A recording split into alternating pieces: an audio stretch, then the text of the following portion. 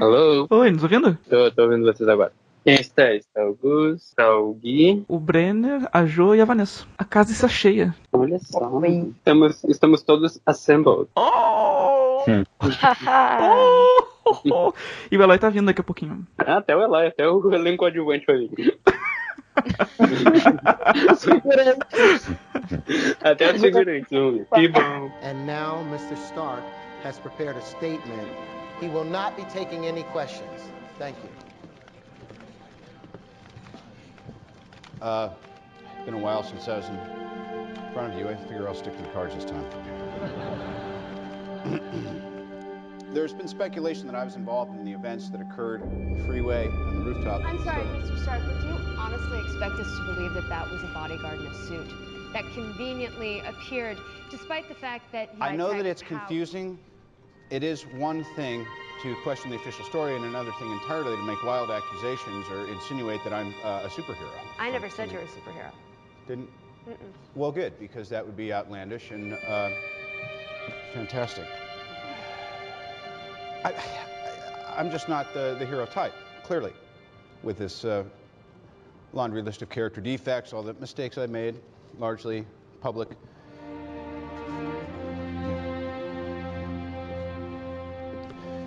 Truth is,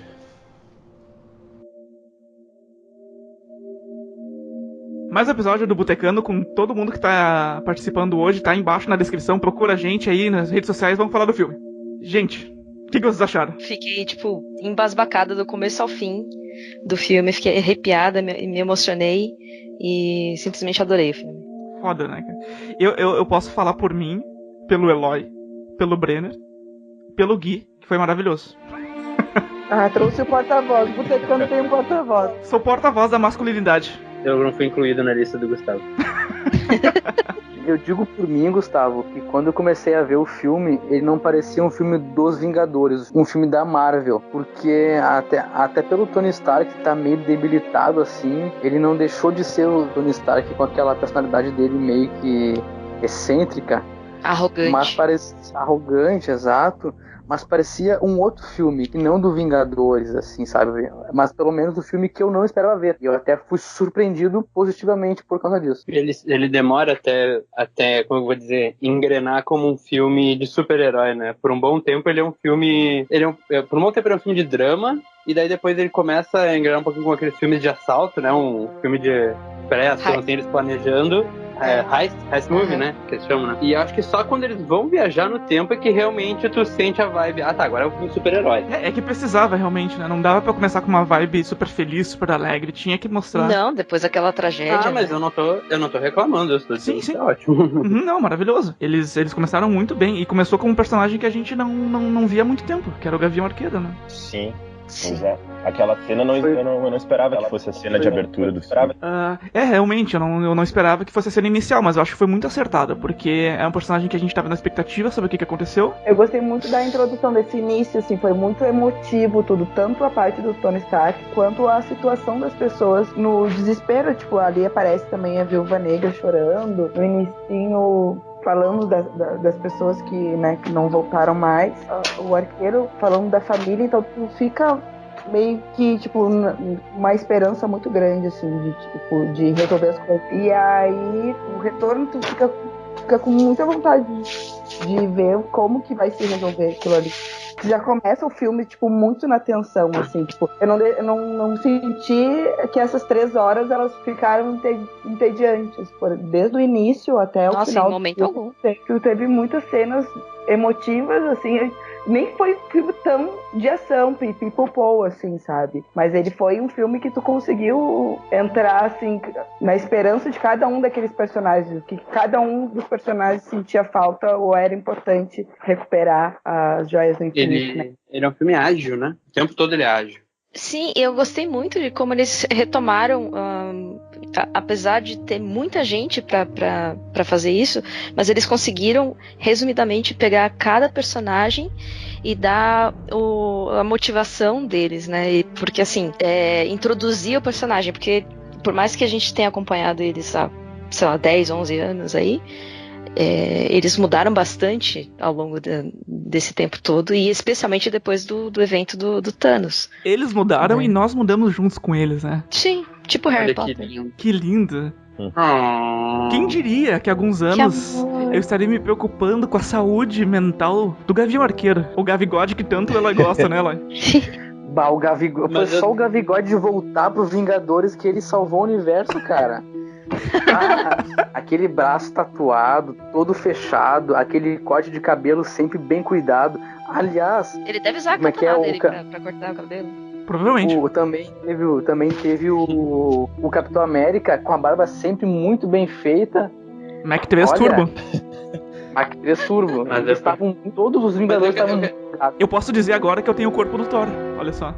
Cara, a hora que apresenta o Thor, o cinema veio abaixo em gargalhadas. Muito bom. Mas é uma cena muito triste, né? Que eles conseguem transformar num... É muito deprimente. É deplorável, mas muito engraçado. O Big Lebowski. Né? Mas só voltando ali um pouquinho pro começo, pra esse prólogo, eu acho uma coisa muito legal deles ter, que é um prólogo, na verdade. Sim. Por mais que seja ali considerado o primeiro ato, é tudo um prólogo, até chegar ali, até eles irem lá e matarem o Thanos, né? Tem lá, sei lá o que, tem uns 20 minutos de filme ali, até eles conseguirem fazer aquilo ali. Por aí. Máximo. Acho que é.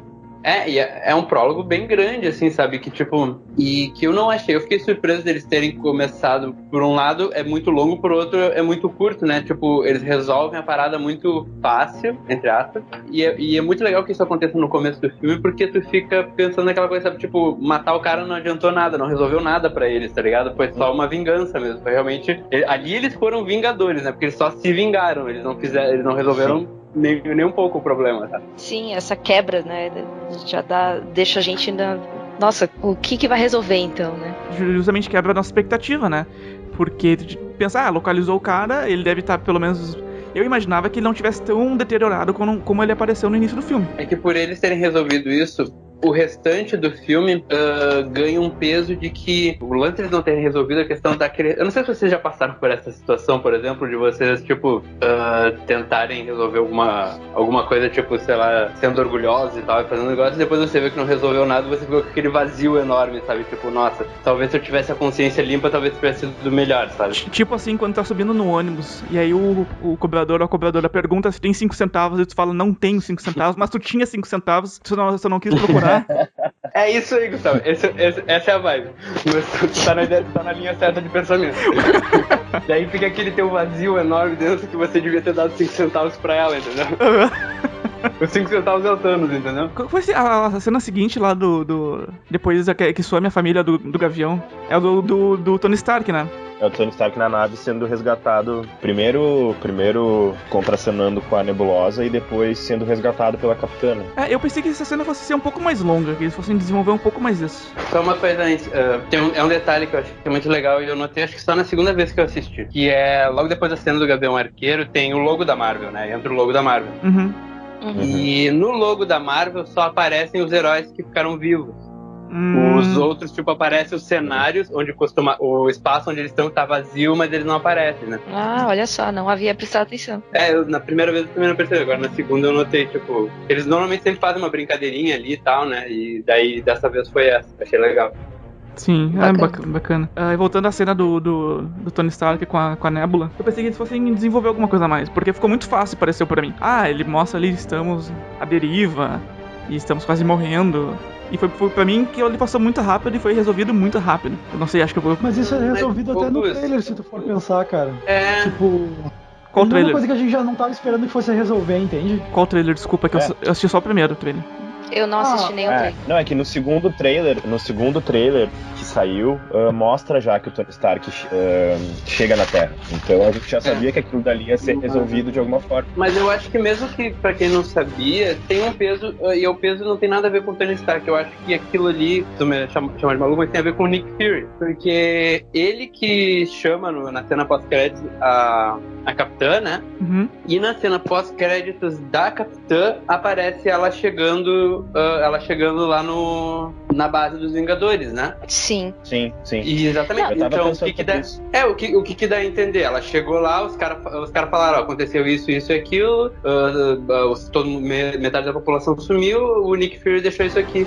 E a gente tá com um cara aí, um amigo nosso perdido no espaço, dá pra te procurar ele? E daí, tipo, é assim que ela... E não foi nada rápido. Quando ele tá gravando aquela mensagem pra Pepper Potts, ele fala que eles estão, sei lá, vagando no espaço há não lembro quantos dias, mas... 22. 22 dias. Não, tudo bem, eu digo que a cena foi rápida, não que passou rápido pra eles. Entendeu? Eu senti um pouco falta de profundidade nisso. Mas é justamente, eles tinham muita coisa pra resolver. Não, tudo bem. É que o Tony ele aparenta uma sanidade na nave, pra mim, que confunde um pouco com o Tony que desce da nave. Entendeu? Não me parece isso, não é desenvolvido pra mim. Por isso que eu achei meio de sopetão o Tony ficar putaço, assim... Porque pra mim ele tá muito tranquilo na nave. O Tony que tá na nave é um Tony nihilista, né? Um Tony que já desistiu, que acha que não vai sobreviver. Ele já tava conformado com a morte dele. No dia seguinte já ia acabar o oxigênio e ele ia morrer. Isso. Tanto é que a Nebula vai lá e meio que, né, põe ele pra dormir certinho, porque, tipo, teoricamente é ali que ele iria morrer, né? Sentadinho na coisa. Ela meio que já põe ele na posição pra ele não morrer deitado no chão ali, né? E a gente esquece também que eu acho que fazia bastante tempo que ele não se encontrava com o Capitão América. Exato, então devia ter muita coisa guardada ali que ele queria cuspir na cara do Capitão e ele acabou falando muita coisa ali, então foi muito interessante. Tem todo esse impacto emocional dele ter chegado e ter sido recebido pelo Steve Rogers ali e tal, e enfim. Que querendo ou não, foi o Steve Rogers que mandou salvar ele, né? Sim. E ele tava debilitado, ele tava muito mais magro. Mais velho também, parece, com a barba por fazer, né? E aí, sei lá, tipo... Imagina, tu passa por um trauma, tanto que a primeira coisa que ele fala quando ele desce da nave, ele fala, eu não consegui salvar o garoto, eu perdi o garoto. Então ele tá com toda aquela carga emocional do que aconteceu lá em Titã, e mais o tempo que ele ficou à deriva no espaço, com pouca comida, com pouco recurso. Ele chega e aí encontra o Capitão América, assim, tipo, logo de cara, e imagina toda essa carga emocional que ele tava carregando ali, sabe?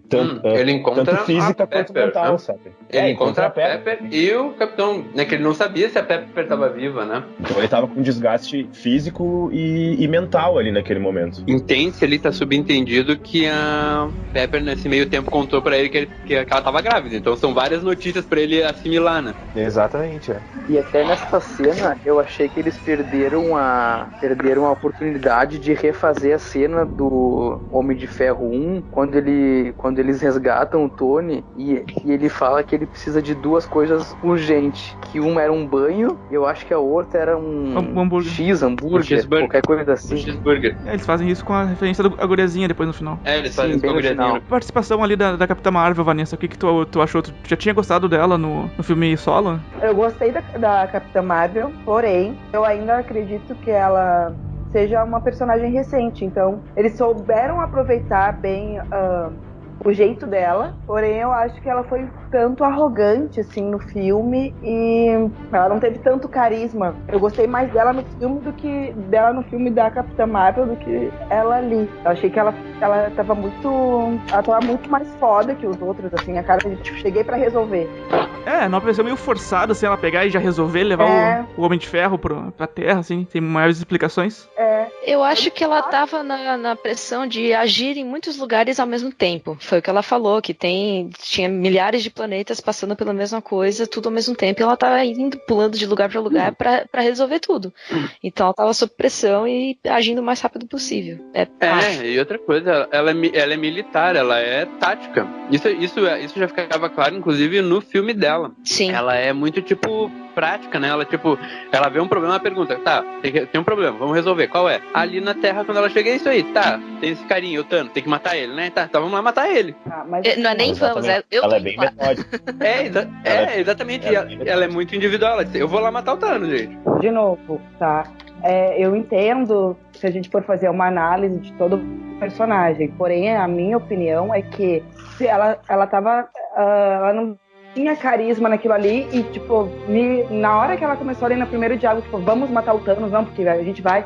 Parece aquele colega que chegou no primeiro dia no trabalho, deita todo mundo meio que ali, o que a gente faz? não, tem que fazer isso daqui, é isso daqui, tipo, é porque é isso daqui. Eu não sei, eu achei ela muito incisiva e achei que faltou um pouco de carisma ali. Claro que dá pra entender sobre a personalidade dela, mas ali no filme eu achei que daqui um pouco ela só foi aquela pessoa, eu sou B10, eu sou fodona e eu vou resolver as coisas aqui. Tanto que todas as vezes que ela apareceu foi, primeiro, já resgatando ali de cara parecia que era uma coisa tipo, vou morrer, não, parei que eu resolvo. Já, tipo, deixa pra mim 10 segundos ali e resolvi. Daí também, todo mundo tá triste, não, a gente tem que fazer isso daqui. E depois, quando a galera tá brigando com o Thanos, ela já chega assim, tipo, meu Deus, ainda bem que a Capitã Marvel chegou, hein? Senão é tipo um dragão aparecendo em Game of Thrones, assim, que tu, não, agora sim. Eu não sei, eu não gostei disso. Eu gosto do quando se tá em equipe do que um personagem, assim, novo aparecer muito. Porém, acredito que ela não teve... pelo menos ela não foi um personagem que derrotou o Thanos. Eu achei bom o jeito que respeitoso o jeito que se deu o fim, assim, do Tony Stark e que ela não estava diretamente envolvida com isso. Teve uma contrapartida dos próprios Vingadores, né, desse individualismo dela. Com o Capitão América falando, não, aqui a gente trabalha em equipe, né? Sim. E eu acho também que é meio complicado, assim, trabalhar com um personagem como a Capitã Marvel, como é o Superman também, que eles são muito mais fortes que os outros, né? Então, talvez a própria Marvel ainda não saiba muito bem como trabalhar a Capitã Marvel, assim, e qual o espaço que ela vai ter ali dentro pra não ficar uma coisa muito sem graça, tipo, às vezes, assim, porque se ela quisesse, tipo, fica claro que se ela quisesse realmente, ela conseguiria matar o Thanos sozinha, mas não foi essa solução que eles escolheram, ainda bem. Mas ela teria totais condições de fazer isso, sem a ajuda de ninguém. Sim, ela até poderia. Achei muito, muito, muito digna a forma que eles trataram a luta dela com o Thanos. Ela é muito forte e até poderia derrotar o Thanos. Só que ele é um guerreiro e um estrategista muito superior. Então eles estão, tipo... Ele tá naquela posição de meu, o que eu faço? Ele tá quase apanhando dela e ele saca a pedra do poder, né? Bota na outra mão, dá um socão nela. Legal. É uma estratégia. Então, a Capitã Marvel é respeitada, porque ela sobreviveu a esse mega soco do Thanos, com a Pedra do Poder, que não foi apenas um soco qualquer, né? E o Thanos derrota alguém que é mais forte do que ele, no caso a Capitã, usando a inteligência dele. Achei muito, muito bacana. Eu achei muito inteligente essa solução. Eu também. A gente até comentou no cinema, né? Eles essa cena, ela deu tanto. Demonstrou o quanto ela é poderosa e quanto ele é inteligente, né? Então deu mérito pros dois, né? Tipo, não diminuiu nem os dois. Continuou respeitando o vilão do filme e continuou respeitando ela como heroína, né? Esse Thanos que o Yuri tá falando é o Thanos do passado, né? Porque o Thanos do presente que eles encontram no planeta do Jardim é um Thanos completamente destruído, né? Exatamente. Sim. Isso é uma coisa que eu achei legal. Sei lá, se a gente vai comentar já o clímax do filme agora, acho que seria legal se a gente comentasse as outras partes, mas o Thanos que eles trazem pra esse filme é um Thanos 10 anos mais jovem, né? E ele tem a posição física de um Thanos mais jovem. Se vocês compararem com o Thanos do Guerra Infinita, ele era um Thanos mais, primeiro, fisicamente ele era mais parrudão, ele era né, dava pra ver que ele era mais velho, ele tinha mais marcas no rosto e tal, e sem contar que ele tinha uma outra calma. Esse Thanos, ele é muito frio e calculista, né? Ele é muito sereno. E o Thanos do Guerra Infinita, ele era mais cansado, né? Tu viu que ele tinha uma exaustão no jeito de falar, que ele tipo, nossa, eu já dei esse discurso várias vezes, mas vamos lá. e o Thanos que aparece logo em seguida, no início do filme mesmo, é o cara que deu o que tinha que dar, né? Concluiu, se aposentou, conseguiu o tempo de contribuição dele ali, já deu a idade, não se preocupa com a reforma da Previdência, é um cara que já tá tranquilo, tanto que ele nem reage, né? Ele tem o dever cumprido dele e ele não ataca, não contra-ataca, ele fica na dele, assim. Isso mostra como o Thanos é um cara movido à força de vontade, assim, e ele é focado no objetivo dele. No momento que ele já concluiu o objetivo dele, ele não tem necessidade de ou um prazer pessoal de fazer alguma coisa que seja além disso, né? Então por isso que ele não oferece luta pros Vingadores, porque simplesmente ele tinha um objetivo, ele deu tudo que ele podia dar, sacrificou um monte de coisas e concluiu isso aí. E aí foi viver o resto da vida dele. Isso que o Breno tá falando é muito real. Tipo, o Thanos que eles criaram pro cinema é um Thanos basicamente movido à força de vontade em relação ao plano dele. E isso dá pra perceber como eles tratam o modo como ele luta, sabe? Tipo, naquela primeira luta ali que ele luta só com o Thor, o Homem de Ferro e o Capitão América, é uma luta que ele tá dando tudo de si, mas ele tá dando tudo de si pra ganhar tempo, porque ele sabe que a Nebula tá procurando a manopla. E o Thanos que depois, quando a Capitã Marvel chega, ele já tá noiado, já tá super noiado. Ele viu a manopla tá ali na frente dele, ele tá tentando pegar ela e os heróis não estão deixando ele chegar perto, sabe? E essa questão da força de vontade dele também mostra muito quando ele vê uma mensagem do futuro, assim dizemos, ele descobre a morte dele e aquilo não abala ele de nenhuma forma, sabe? Ele não é mesquinho, ele não fica irritado por causa disso, ele simplesmente chega na conclusão que a morte dele eu concluí o meu objetivo. Então eu vou fazer de tudo pra eu me manter sendo algo inevitável, né? Porque é o que ele diz antes de morrer e é basicamente tudo que os Vingadores tentam lutar durante todo o filme, né? A inevitabilidade do Thanos. Exatamente, as 14 milhões de possibilidades em que ele vencia basicamente porque ele tinha força de vontade pra isso. Isso é um discurso meritocrático? É isso que a gente tá defendendo nesse filme? É isso? É isso aí. Ele tem força de vontade, ele consegue.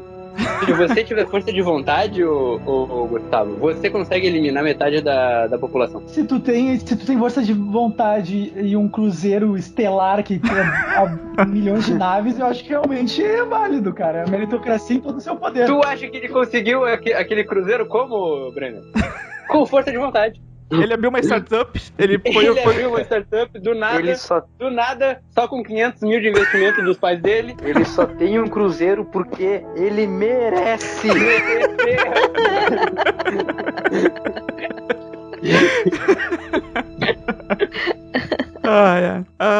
Bom, aí a gente tem um salto temporal de 5 anos, né? Eles veem que nada aconteceu, que a merda tá aí, não tem o que fazer. E a gente vê o desenvolvimento dos personagens, tu vê que a Viúva Negra, ela tá malzona, assim, o Capitão América tentando, né, ser a esperança, ser o espírito americano de continuar e de vencer. Achei bonitinho ele com os grupos de autoajuda. Sim, mostra que na verdade aquilo ali era só... Ele tava mais sendo um símbolo, né, porque na verdade nem ele acreditava naquilo. Depois ele fala isso com a viúva, né, que ele diz pra ela, eu digo para as pessoas seguirem em frente, mas eu não consigo seguir em frente. O único jeito de seguir em frente foi com o herói que entrar no cu do Thanos. Aliás, acho que quem salvou o universo, na verdade, foi aquele rato que passou no painel, hein? Foi o rato, gente. O rato é o melhor Vingador, ele nem tava na batalha final. Quer dizer, se tava, a gente não viu, né? Mas não, ele tava, com certeza. Foi uma referência, esse rato, ele foi uma referência muito clara ao Mickey, que é da Disney, que é dona da Marvel, né? Exatamente. Ô Yuri, tá te esfregando aí, Yuri. O que tá acontecendo, rapaz? Eu tô o quê? Tá esfregando alguma coisa aí. Como se fosse na roupa. Eu abri a porta do armário e fechei ela. Ah, tá. Então é por isso. Para de te mover enquanto tá falando conosco. Eu não gosto, eu tô guardando as roupas. Eu sou um menino que mora sozinho.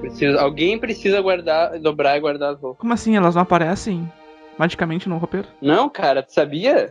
É tudo propaganda enganosa que nossos pais fazem pra gente. Não acontece, não. Outra coisa que eu vou te contar, a louça não se lava. Na minha casa é tudo pra descartável. Super ecológico. Muito bom pro planeta. Daí eu tenho que dar razão pro palestrinha do Thanos, né? tem mais aqui acabar com metade dos heróis do mundo, mesmo.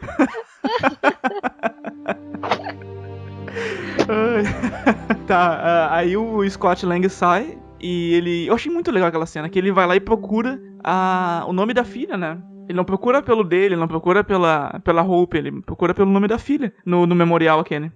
Faz todo sentido. Faz completamente sentido com a construção do personagem todo, né? Claro, toda a relação dele com a filha, que é construída nos filmes dele. Porque realmente eu não me dei conta. Quando eu pensei que quando ele foi pra lá, eu vi, o memorial é bom, ele vai procurar o nome dele. E ele vai lá e descobre que passou 5 anos. E quando ele saiu, assim, da van, eu pensei que ele tá meio louco. Porque eu pensei que os 5 anos ia passar pra ele normalmente, assim. Pois é, eu também achei. Passaram 5 horas somente. Da mesma forma que passou o tempo pra esposa do Hank Pym. Que eu esqueci o nome agora. Na verdade não, né? A Janet. Pra ela o tempo passou igual, porque ela sai do reino quântico no filme do Homem-Formiga e a Vespa envelhecida, né? Ela não sai jovem. Mas o que eu acho que aconteceu, na verdade, é que ele acabou entrando em algum vórtex temporal, alguma coisa assim ali dentro do reino quântico, e aí o tempo acabou funcionando de uma forma diferente. Eu acho que no caso... O Tony fala pra ele, né, tipo, que você foi na real um acidente em bilhões de possibilidades. É verdade. O maluco sortudo, hein? Por favor. Nasceu com a bunda virada pra lua. Ele vai lá, procura a filha, e a filha tira... Quantos anos aquela guria tinha no Homem-Formiga 2? Porque ela cresceu bastante. Boa pergunta, porque eu fiquei tentando lembrar e não consegui. Eu pensei que ela tivesse uns 8. Mas devia ter uns 10 anos por aí. Não, ela devia ter uns 10 por aí, pelo que eu me lembro. Mais ou menos desse 10. Ah, então tá de acordo. Então ela teria 15. 15, não faz sentido. E ele é uma nova adição aí ao universo Homem-Formiga, né? Porque a guria agora vai poder lutar junto com ele. Sim, ela é uma heroína, né? Ela tem um alter ego nos quadrinhos, né? A filha do Scott Lang. Daí o que acontece depois disso? Ele vai lá pro Vingadores, explica pro pessoal o que aconteceu e eles procuram uma forma de voltar no tempo, né? E pra mim isso ele meio que tirou da bunda, sabe? Ele tirou, vou voltar no tempo. Porque não tinha... O Scott não é o cara mais inteligente da equipe. Ele passou 5 horas dentro lá. Será que ele já descobriu que dava pra voltar no tempo? Como é que... Eu achei meio... Eu acho que ele dá ideias, só. Pelo que eu entendi, assim, ele chegou meio tipo, olha só, gente. Se passaram 5 anos aqui fora, eu passei só 5 horas lá dentro, não dá pra gente, tipo, brincar de fazer, tipo, uma máquina do tempo? E eu acho que também conta todo o estudo que ele fez no filme do Homem-Formiga e a Vespa, sobre o reino quântico, né? Porque o enredo do filme é basicamente ele, o Hank Pym e a Hope tentando entender como funciona o reino quântico e como eles podem fazer para resgatar a Janet, né? Então, mesmo que ele não seja a pessoa mais inteligente do mundo, ele tem uma noçãozinha sobre como funciona o reino quântico e ele sabe que de algum jeito eles conseguem viajar pelo tempo ali, ele só não sabe como fazer. Então ele chega e fala, pessoal, eu tava lá no reino quântico e lá a gente consegue viajar pelo tempo. Ele larga a ideia e aí, tipo, tá, agora vamos ver como a gente vai fazer. Se ele ficou 5 horas só e passaram 5 anos, né? Alguma coisa sim. Com relação ao tempo, o mundo quântico tem. Não necessariamente ele viajou no tempo enquanto ele esteve lá nessas 5 horas. Eu acho que ele só, tipo, viu que dava, sabe? O tempo passou diferente pra ele, né? E aí é uma cena que eu queria que o Eloy falasse pra gente, porque é uma cena que eu vi que ele se emocionou bastante. Que é uma cena que quando os Vingadores vão até o Tony pedir ajuda pra entender esse negócio do tempo, se de fato funciona. Que eu vi que quando aparece a filha do Tony, ele falou, ai meu Deus do céu, ele quase chorou ali. Achei tão é bonitinho. Muito emocionante. Exato, porque é muito bonitinho. Pelo menos pra mim foi uma quebra de expectativa que eu nunca imaginei que o Tony Stark um dia podia ser pai. Em Guerra Infinita ele tá passeando lá pelo parque com a Pepper e ele explicitamente fala, quer dizer, ela explicitamente fala que não quer, né? Ou que não sei. Não, que eles não estão grávidos, ela fala. Mas ele dá a entender que ele gostaria, mas ela tá falando que não é o momento. Exato. Daí posteriormente ele fala que ele teve sorte porque ele perdeu, todo mundo perdeu alguém. E ele perdeu só o Peter Parker, mas daí ele ganhou uma filha, a Pepper estava viva, então pra mim foi uma quebra de expectativa total, assim, eu vi outro Tony Stark ali, é por isso que eu fiquei um tanto provavelmente surpreso. Provavelmente o Happy morreu também no estalo, né, porque ele só aparece depois do... é verdade. Eles trazem todo mundo de volta, né? Sim, verdade. O Tony, entre todos ali, acho que foi o que menos perdeu, né? Mas também ele perdeu foda, né? Ele perdeu o Peter nas mãos dele, né? Na responsabilidade dele, inclusive. Isso é verdade. Não dá pra menosprezar isso. Mas eu achei que fez todo o sentido a resposta do Tony, assim, de não aceitar de primeira. Porque corria o risco, claro, né, de ele perder a filha e de, tipo, ele tinha alguma coisa ali pra que se apegar, diferentemente do, sei lá, do Capitão, que perdeu todo mundo. Ele conseguiu construir uma família a partir do estalo. Sim, ele tinha muito a perder, né? Segunda opção que eu pensei que eles fossem procurar fosse a Shuri, que eles fossem lá pra... A Shuri foi no estalo, né? Foi? Então não tinha mesmo como aparecer. Eu não me toquei nisso. Então realmente faz mais sentido eles irem procurar o Hulk, tá muito louco. Eu não sei o que vocês acharam do Professor Hulk. Adorei. Gostei. Eu gostei também. Eu não gostei. Ficou muito estranho, ficou muito maromba, aqueles macho alfa maromba, assim, ficou muito estranho. Mas ele é um macho alfa. Mas é tipo, é o Hulk, né? Mas é que ele parece muito mais legal quando ele é o Hulk esmaga e não o Hulk hipster, tá ligado? Ah, mas é que ele é um... Ele é um... do negócio. Ele é uma mistura da personalidade. Ele não é só uma mistura do corpo, né? Ele é uma mistura da personalidade dos dois, né? Tanto é que ele ficou meio palhação ali, porque ele tá uma mistura do Banner com o Hulk, né? É verdade. Não faz sentido. E até o CG do Hulk deu uma modificada, né? Pra ficar mais uma mescla dos dois, assim. Uhum. Ele vai mudando conforme o tempo passa. E dá pra ver que ele tá uma mistura muito mais homogênea. Ali ele consegue pegar traços mais... Ele não é o mesmo verde também do Hulk. Ele é um verde um pouquinho mais pálido, né? Como se tivesse uma mistura da pele normal com a pele verde. Sim. E eu achei aquela cena muito bacana. Do Homem-Formiga querer dar autógrafo e as crianças não reconhecendo e fazendo uma cara tipo, não queremos não sair daqui. Cara, eu gostei bastante do Professor Hulk, na realidade. Eu anteriormente tava achando que eu ia achar muito ruim esse personagem, porque eu tava vendo umas imagens e eu tava tipo, que coisa estranha, ele tá cada vez mais parecido com o Mark Ruffalo e menos aquele gorila verde de pura destruição em massa, que eu achava de certa forma legal. Mas é uma solução prática pra uma coisa que poderia trancar o roteiro, sabe? Tipo, eu não conheço muito o Hulk como um personagem, eu não vou ficar falando muita besteira sobre ele, mas eu sempre vi um certo limite no que a proposta que ele tinha, que era ele sair do controle e ser um perigo pra a situação que os personagens estão. Então, porque isso acontece nos dois Vingadores, né? Então eu acho que quando eles fizeram essa coisa do Mark Ruffalo, foi tipo... foi rápido, mas resolveu o problema de um jeito muito prático. Então, ficou bom. Eu gostei, achei engraçado. Foi uma ideia excelente, eu achei. E não perde muito tempo explicando também, né? Ele vai lá, 2, 3 linhas de fala. Fica implícito que nesses 5 anos ele ficou treinando isso daí, né? E todos os personagens se desenvolveram de uma forma e não necessariamente teria que ser negativo, sabe? Um deles, se deu bem. Sim. Mas eu acho que o desenvolvimento dos personagens passado todo esse tempo, esses 5 anos, também é uma característica forte, assim, do filme, né? O que eles se tornaram, o que tudo aquilo que aconteceu contribuiu pra eles serem o que eles são 5 anos depois, né? E eu acho que tudo faz muito sentido dentro da trajetória dos personagens ao longo desses 10 anos, né? O Tony Stark começou sendo um cara completamente mesquinho, egocêntrico, que jamais... Milionário, playboy e filantropo. Exatamente. Que jamais se sacrificaria como ele se sacrificou nesse filme. E mostra que tipo assim, se tu vê o Tony Stark lá com uma filha, morando no campo, casado... E tu olha o Tony Stark do primeiro Homem de Ferro, tipo, são 2 personagens completamente diferentes, assim, sabe? Do mesmo jeito em que o Hulk conseguiu encontrar um equilíbrio entre as 2 personalidades, né? O melhor dos 2 mundos, como ele fala no filme, que também era uma luta constante dele, desde o começo, desde lá do Incrível Hulk, né?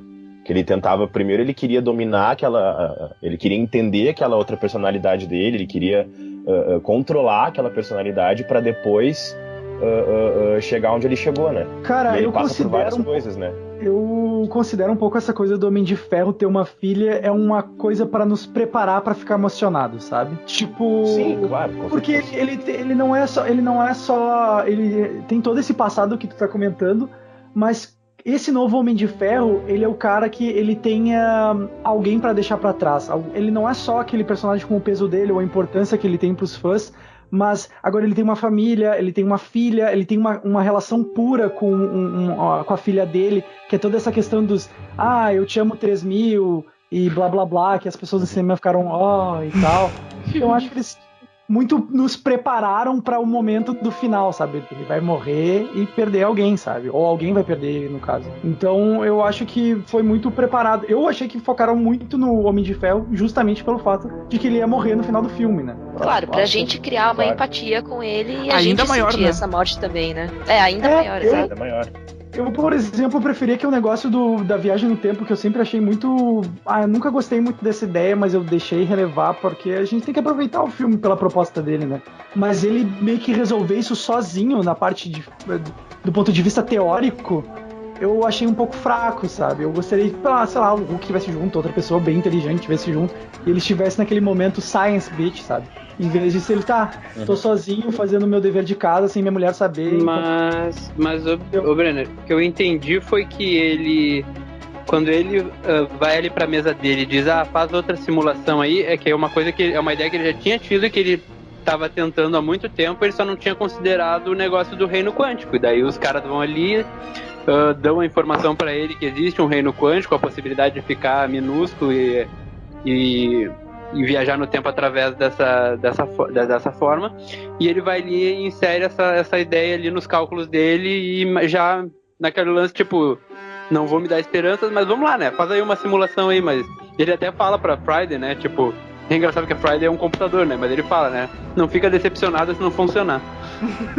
É basicamente ele falando pra ele mesmo, né? Tipo, olha só, tenta mais isso aí, mas olha só, não fica decepcionado se não funcionar. Nessa questão da viagem no tempo, o Tony Stark, ele acabou sendo a parte prática da coisa, e o Hulk foi o teórico, assim, né? Na hora que eles vão viajar no tempo é o Hulk que controla e tal, mas eles procuram ele pra tentar entender como eles podem fazer isso, e ele até fala, essa daí não é a minha área de expertise e tal, mas eu posso ver o que eu consigo fazer. E o Tony cria aquele dispositivo, e aí quem faz todos os paranauê lá pra eles viajarem no tempo é o Hulk, né?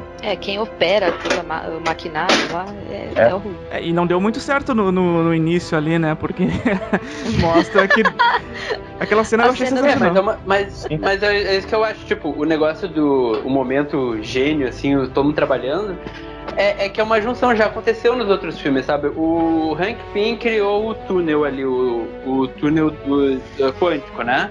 Uhum. Que ele até cria aquela versão que cabe dentro da van. O Tony, pelo jeito, já estava testando modos de voltar no tempo. O Hulk entra com a parte de juntar ali as partículas e tentar fazer o negócio funcionar na prática. E daí o Tony, com essas informações, consegue fazer o GPS ali que ele fala, né? Que é o negócio só pra localizar eles e botar eles no lugar e no tempo certo, né? Então, tipo, é uma junção do trabalho de todo mundo, só que é um trabalho que foi acontecendo ao longo dos filmes, né? Com certeza. Aí, felizmente, né, eles se entendem lá, se abraçam, eu chorei de novo, porque, o Homem de Ferro perdoou o Capitão América, ai, meu Deus, isso é uma coisa ali. E eles se preparam pra reunir a equipe, né, e daí a gente vai até a nova Asgard, e onde descobre que o Thor tá enfrentando um inimigo mortal, que é o Noobster Master 69. Não passa alcoolismo e depressão. Se você vive no mundo que o Thanos dizimou metade das pessoas, não é alcoolismo. Eu amei a parte do Thor, porque a gente tinha toda uma visão construída do Thor como um homem nórdico forte, e aí nesse ele tá muito emotivo. Mistura de um anjo com um pirata. Nesse ele tá muito emotivo, além de ter engordado, obviamente ali ele tá com amigos e tipo, xinga que ele tá muito amigo xingão, assim, querendo beber e tocando todas as frustrações dele em cima de comida, assim, tipo, de mal com a vida. Eu gostei. Que fracote, né? Quem é que faz esse tipo de coisa, né? Quem é que não pede um X e come um X chorando, assim, né? Então eu gostei da construção desse personagem. O tempo todo, quando ele voltou, não quiseram assim, agora ele vai voltar, vai emagrecer, ou vai fazer, vamos mudar um pouco as formas dele. Não, ele assumiu aquilo ali durante todo o filme. Eu gostei da construção do roteiro até o final, assim, eu achei que ele estava muito mais humanizado, assim, por mais que sejam vingadores, sejam super-heróis, aquelas pessoas, elas têm personalidade de humanos, né? Então, eu super me identifiquei até com quando a gente está passando por momentos ruins, a gente faz muito disso. Todos nós já passamos em algum momento por alguma daquelas coisas, tanto com álcool, quanto com comida, quanto ele reclamando pros amigos, tipo, de ex-namorada, ou essas coisas assim. Eu gostei, assim, de como ele tá. Muito emotivo, assim, gostei, me identifiquei com esse personagem. A única coisa que muda no Thor ao longo do filme é que ele trança a barba, né? Sim, sim. Ele trança na hora que ele puxa os raios trançam a barba. O raio faz a trancinha, né? E esse visual dele lembra bastante dos novos quadrinhos, os mais atuais, onde ele perde o martelo, daí depois ele volta a ser digno e tal. Tanto que quando ele recupera o martelo, quando ele volta no passado em Asgard, ele ainda fala, eu ainda sou digno e tal, daí fica todo feliz. Então esse visual, ele é tirado diretamente dos quadrinhos dele. Ele carrega a culpa, né, por não ter conseguido salvar todo mundo. E tem que ver que ele é um Thor que tá vindo de uma série de derrotas, né? Sim. Ele é o Thor que veio lá desde o mundo sombrio, né? Perdeu os pais, perdeu o Loki, né? Querendo ou não, ali o Loki morre no começo do Guerra Infinita. Daí depois, antes disso, ele tinha perdido o Asgard, né? Ele teve que salvar os Asgardianos destruindo o Asgard. Ele perdeu a Mjolnir e tal, e blá blá blá. Então ele era um Thor. E daí ele perdeu a Mimi. E daí ele perdeu a chance de conseguir derrotar o Thanos. Então pra ele era um dos que estava mais embaixo ali. E uma das características do Thor, sempre que foi muito forte, foi a confiança dele, né? O orgulho dele. E ver ele daquele jeito ali é engraçado, mas tipo, é ao mesmo tempo muito triste, porque tu vê que é o modo dele demonstrar que ele tá muito decepcionado consigo mesmo, né? Eu acho que o Thor, assim, pra mim, ele tinha encerrado o ciclo dele, ele iria encerrar o ciclo dele nesse filme, porque por tudo isso que o Yuri falou, a única motivação que ele tinha era matar o Thanos, né? Isso, claro, antes de eu começar a assistir o filme, né? Porque aí no começo do filme ele vai lá, mata o Thanos, acerta a cabeça dele e tal, mas enfim, ele faz isso antes deles trazerem todo mundo de volta, etc. Mas pra mim, o arco dele ia se encerrar nesse filme. Pra mim era certo que ele ia ser um dos que ia morrer. Tu até fez uma thread no Twitter, né? Eu fiz, porque eu tive esse teto com um colega meu de trabalho, a gente ficou conversando e aí a gente chegou nessa conclusão. Porque, assim, e até pensando na estrutura dos filmes da Marvel, assim, tipo, ele já teve a sua trilogia, ele já apareceu aí em todos os outros filmes dos Vingadores também, e aí tem toda aquela questão do salário dos atores, e que os atores acabaram ficando mais caros com o passar do tempo, e que esse filme seria o último dele, até porque, né, hoje em dia o Chris Hemsworth não é o mesmo de quando ele foi contratado lá em 2011 pra fazer o primeiro Thor. Então, eu achei que esse filme ia ser o último dele, e faria muito sentido se ele morresse lutando contra o Thanos, se ele se sacrificasse, assim como o Tony Stark se sacrificou pra derrotar o Thanos e trazer todo mundo de volta. Mas também, o destino dele final também foi super coerente e fez sentido, assim, com a história dele. Mas eu vou te falar que eu não julgo nem um pouco o Thor por estar naquela situação, porque eu já passei por aquilo ali de estar decepcionado, enchendo a cara, barrigudo, e só jogando videogame, comendo besteira. Eu não julgo. Não, completamente. Ele faz todo sentido ele estar daquele jeito. Exatamente. Mas é aquela coisa, você olha e dá aquela sensação de, putz, o herói que eu gostava tanto, olha o estado dele, que lamentável, né? O Yuri, no podcast passado, ele tinha comentado que como núcleo, Thor e Guardiões da Galáxia tinha funcionado, e como isso seria bom se continuasse. E de fato... Sim. Né, continua, assim, eu aparentemente acho que... vai continuar. As Guardians of the Galaxy. E o legal, as Guardians of the Galaxy. e o que eu acho legal é que, tipo, ele fala, né, eles são uma carona, então, tipo, dá pra eles renegociarem contrato aí, deixar aberto pra uma ponta que, tipo, se eles quiserem fazer o Guardiões da Galáxia 3 com o Thor, vai funcionar, vai estar ali, a ponta foi plantada, mas se ele não voltar, por exemplo, também tá plantado, sempre eles largaram ele em algum lugar e continuaram com a vida deles, tá ligado? Eu só fico pensando como o Thor iria se encaixar ali, eu acho que na questão do protagonismo, sabe? Porque o Thor, ele já é um personagem muito... Ele tem um nível de protagonismo muito alto, assim, ele atingiu esse nível, né, com o passar dos anos. E aí colocar ele junto com os Guardiões da Galáxia vai, sei lá, roubar o protagonismo dos outros. Pois é, mas esse é o arco dele, né, que a gente tava falando agora há pouco. Ele fala até no final, pela primeira vez em 1000 anos, ele não tem uma missão pra cumprir, sabe? Um objetivo. Ele cumpriu todo o arco dele. Ele salvou os Asgardianos, ele fez o melhor que ele pôde pelo Loki, ele foi lá e se reconciliou com o passado dele, com a mãe dele. Ele não tem mais, assim, um arco pra ser protagonista. Eles podem inventar, claro. Ele tem um reino pra reinar. Exatamente, ele não tem um reino pra reinar, não tem responsabilidade. Então, olha só, ele tá na real, o arco dele preparou ele perfeitamente pra ser um coadjuvante agora, tá ligado? Ele pode perfeitamente ser um coadjuvante do Guardiões da Galáxia agora. Sim. E fica engraçada a dinâmica dele com o Peter Quill também, né? Quem que é o líder aqui? Não, é você. Claro que é você. Lógico claro, que é você. é claro. Óbvio que é.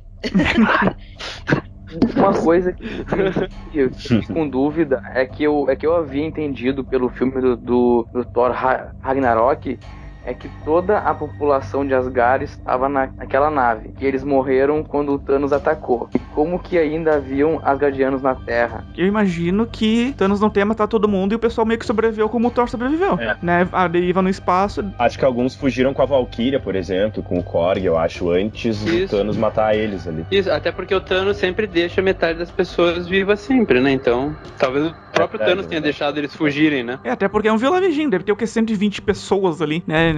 Quase nada.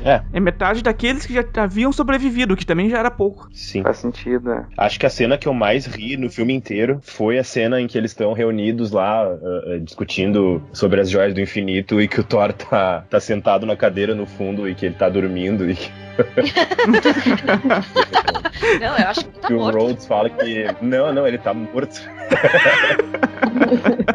Sentadinho com óculos escuros.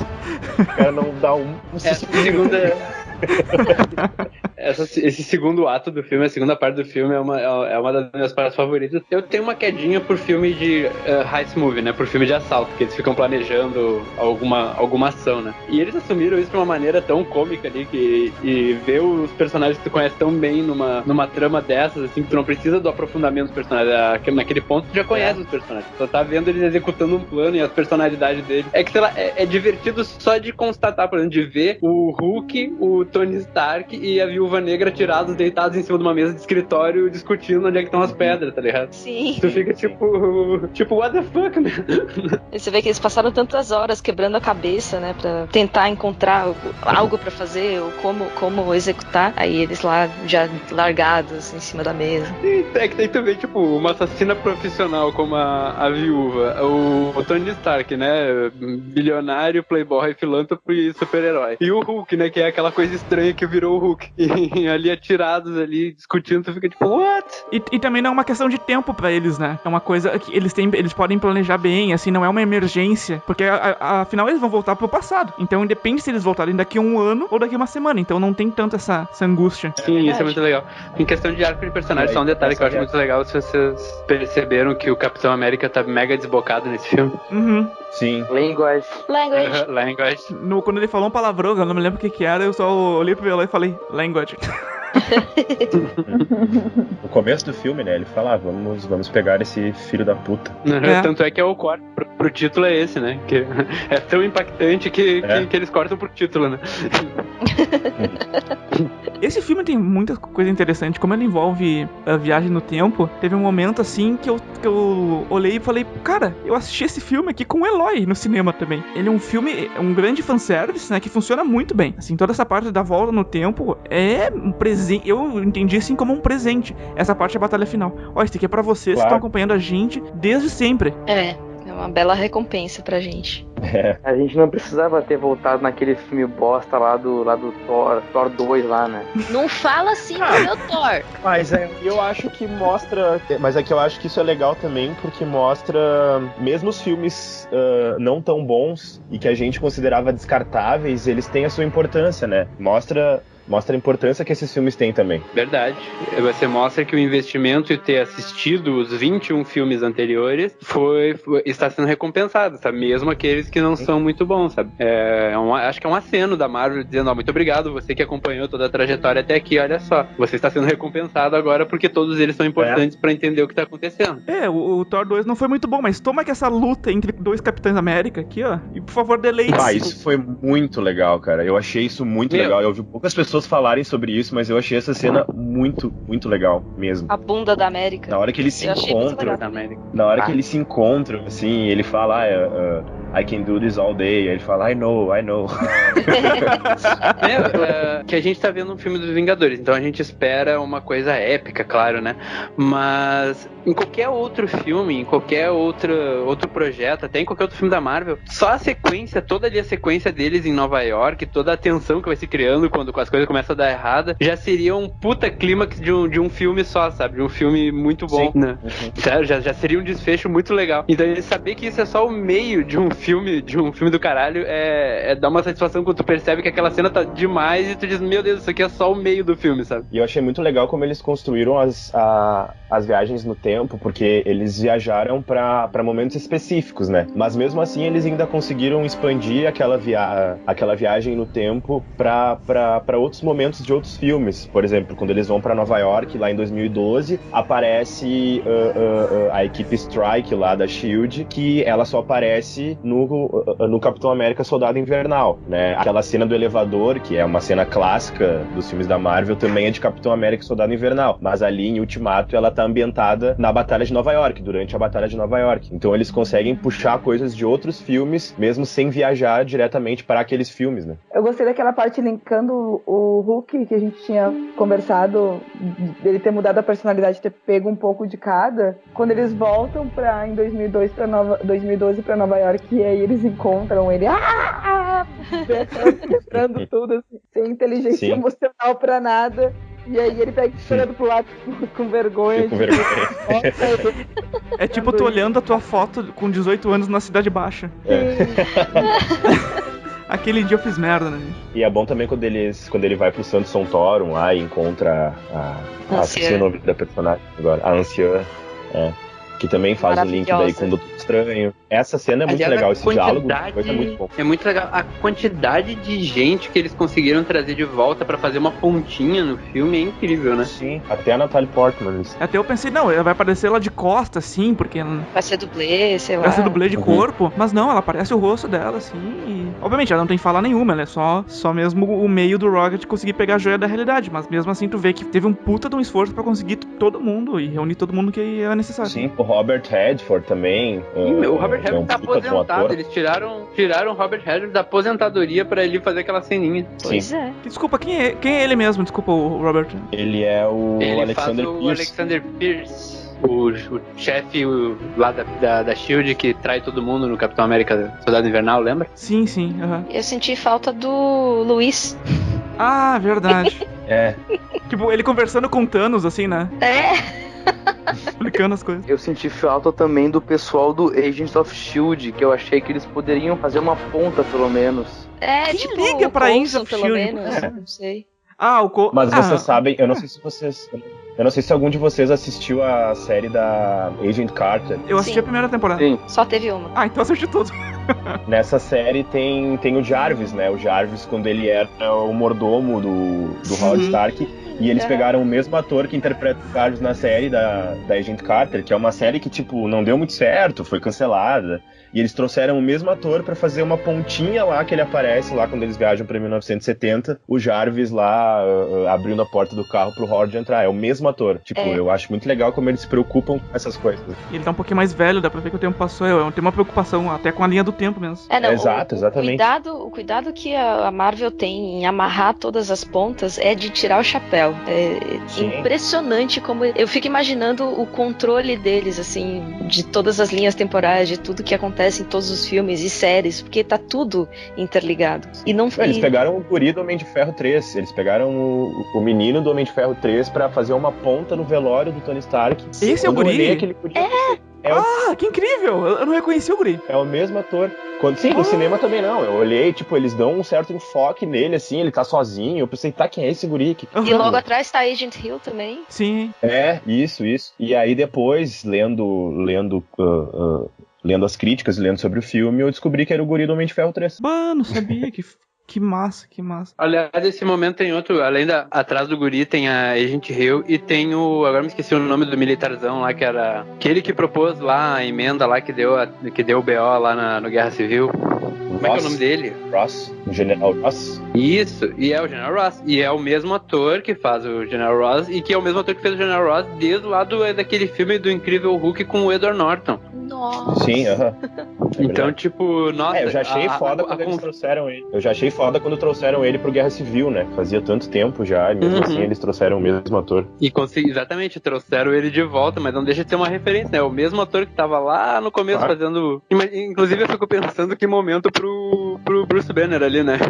O ex-sogro dele que queria matar ele no funeral do melhor amigo dele. Enfim.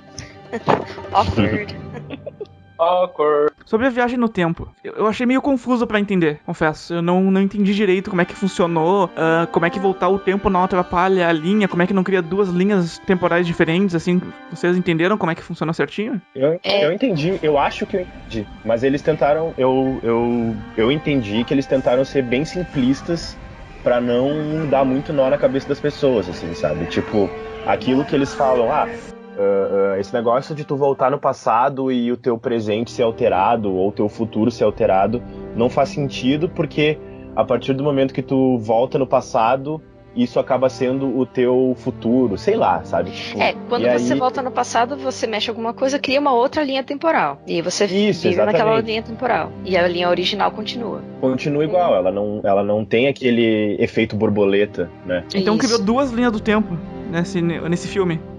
Criam várias, na verdade. Cada vez que eles voltam, cada ponto que eles voltam e mexem alguma coisa, que já cria uma outra linha. Eles voltaram 5 anos depois. Aí o Tony Stark teve uma filha, né, que tava ali, a idade mais ou menos 4 anos. Aí acontece tudo, todo mundo passou 5 anos.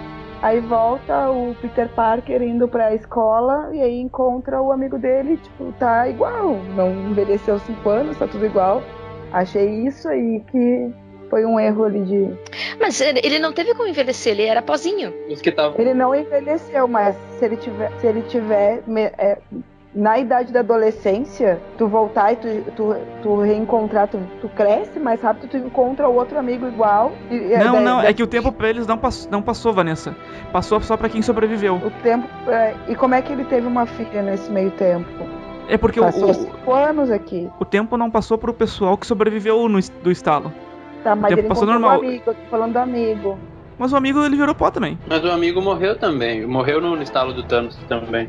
Tá, aí faz sentido. Seria o único modo de fazer sentido. Sim.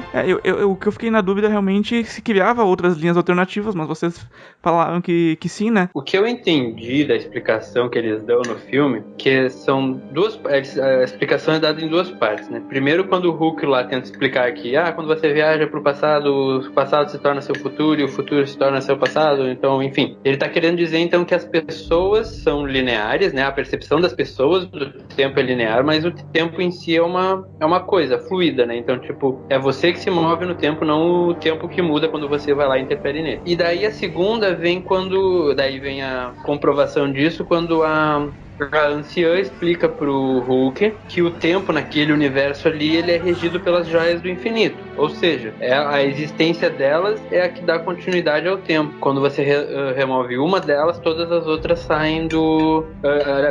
quando você remove uma delas, aquilo cria uma nova linha temporal pro lugar para onde ela foi, né? E foi isso que eu entendi. Então, tipo, por mais que eles tenham feito algumas mudanças no passado, o futuro que eles conhecem ainda vai ser o mesmo, porque eles já viveram ele, entendeu? Ainda é o passado dele. Sim. Não sei se faz sentido. Então, pela tua interpretação, não tem várias linhas do tempo. É só uma ali. Tem várias percepções, entendeu? Porque cada um deles oferece uma perspectiva do tempo conforme eles se locomovem nele, entendeu? Sim, mas aí, por exemplo, quando o Capitão América volta pro passado e decide viver com a Peggy Carter lá, e aí depois ele vive toda a vida dele lá, eu não sei a idade que ele tem ali, naquele final, mas deve ser em torno de 80, 90 anos. É mais. Mais. 100 e poucos. É mais de 100. Mais de 100, aham. Mais de 100? Uhum. Sim. Tá, enfim. Digamos que ele tenha voltado no tempo, ele voltou no tempo, viveu a vida toda com a Peggy Carter, e aí o que eu vi que os diretores falaram é que aquele Capitão América que aparece ali no final não é o Capitão América tipo, que já tava ali naquela realidade. Ele faz um novo salto temporal pra voltar pra lá e entregar o escudo pro Sam. Exatamente. Então, aí são duas linhas paralelas, eu acho, nesse sentido. Não, pera, ele faz um salto temporal da onde? Pera. É assim, da outra realidade que ele tava. Quando lá no final ele volta pra... Ele vai na missão de devolver todas as joias do infinito no ponto exato que eles tiraram, e a Miu também ele vai devolver. Ele já tinha criado a ideia, quando eles voltaram lá em 1970 e ele viu a Peggy, ele já fica com aquela ideiazinha, assim, aquele comichão de, putz, se eu posso voltar no passado, de repente eu posso resgatar viver essa vida que eu não tive a oportunidade de viver. Cara, eu me emocionei em vários momentos do filme, principalmente nesse. Eu esperava, eu acho que eu até gostaria que o Capitão América ficasse no passado, sabe? Seria acho que mais romântico, assim. Pra mim não precisava ele ter voltado, assim, e ficava Mas ele meio ficou. Exato, ele ficou no passado. Ele viveu a vida dele com a Peggy. Mas eu não precisava ter visto ele velho, sei lá. Eu achei Ainda que seja muito legal ter visto ele passar um manto assim e tal. Cara, foi muito bonito, mas não sei. Tinha que fechar essa ponta também. Precisava, não dava pra deixar aberto, assim. Porque senão eles iam tentar lá puxar ele de volta pela máquina, e aí não ia aparecer, e aí? Sim. Daí ia virar uma quest, assim, pra resgatar o Capitão. Exato. Sendo que ele não precisava ser resgatado. Ele não queria. Mas em vários momentos, assim, me peguei pegando na mão do Gustavo e segurando o filme, assim, porque eu tava muito emocionado e chorando, assim, meu Deus, me abraça e me beija, porque eu tô muito emocionado. Tô muito legal. E não só na mão, né, mãe? Não só na mão, é claro. O relógio pegou minha cabeça também. Faz um carinho, assim. Vai passar, vai estar tudo certo. Voltando aqui. Não.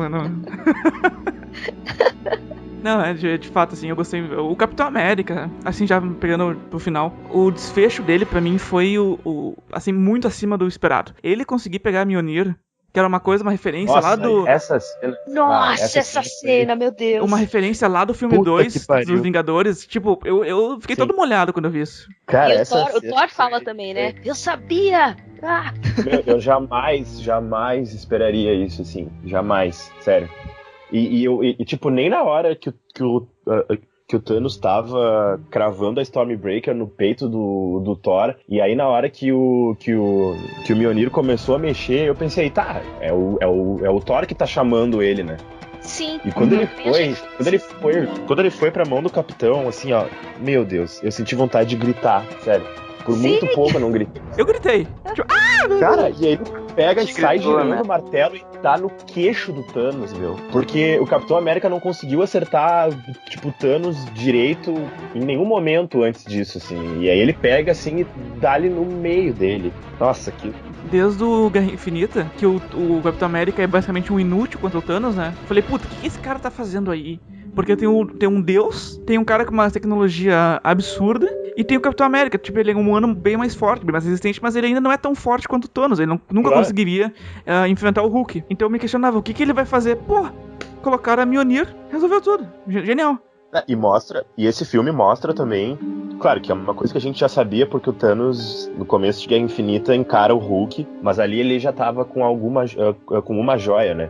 Mas nesse filme, no clímax, onde o Thor, o Homem de Ferro e o Capitão América enfrentam o Thanos, ele tá sem a manopla. E ele consegue enfrentar os três juntos. Assim, Sim. tipo, e mostra todo o poder que o Thanos tem, né? Mesmo sem as joias do infinito, ele já é um ser muito mais poderoso. É verdade. Assim, o desfecho, pra mim, eu não tinha como ser melhor. Todas as minhas expectativas não iam chegar o suficiente ao nível de criatividade deles, assim. Toda aquela luta, assim, tudo que aconteceu ali, tipo, não foi simplesmente uma cena de batalha, assim, em um exército contra o outro e focando em algumas lutas. Teve muita coisa que aconteceu ali, sabe? Trabalham em equipe. Tem muita coisa pra tirar dali. É muito legal que eles conduzem essa luta. Depois de ter assistido 3 vezes, eu fico prestando muita atenção assim na carpintaria dramática dessa cena. Que bonito isso, Yuri. Nossa, eu vou estudar cinema também. Que bonito, né? Ok, obrigado. Mas não, a forma que ela é construída pra realmente levar o espectador de picos muito altos, assim, de empolgação, até pontos bem, tipo de tensão, né? Tipo, meu Deus, o que eles vão fazer agora? E eles vão fazendo isso numa escala crescente, sabe? Tipo, cada pico de empolgação é mais alto que o anterior até chegar no ponto que se junta todo mundo, sabe? Então, por exemplo, ali chega os 3 pra enfrentar o Thanos, o Thor se mune lá com os raios, né? Fica com a armadura dele e tal. Eles vão lá bater de frente com o Thanos, daí o Thanos joga o Homem de Ferro e o Thor pro lado, aliás, o Capitão América pro lado, daí o Thor vem e começa a dar uma paulada no Thanos, já te empolga de novo, daí o Thanos vira o jogo, quase mata o Thor, daí vem a cena da Mjolnir com o Capitão América, tu fica super empolgadaço, mas o Thanos consegue derrotar de novo o Capitão América, e é daí que ele levanta e começa a surgir o pessoal, né? Então, tipo, eles vão te conduzindo nesses picos, né? Tipo, vou te deixar empolgado, mas agora, olha só, deu errado. Vou te deixar empolgado de novo, mas não é agora ainda. Ah, mas é agora, entendeu? Agora sim, agora vai. Nessa que eles surgem tem mais uma referência, que é o Sam chega e fala, on your left. Sim. Essa referência é muito boa.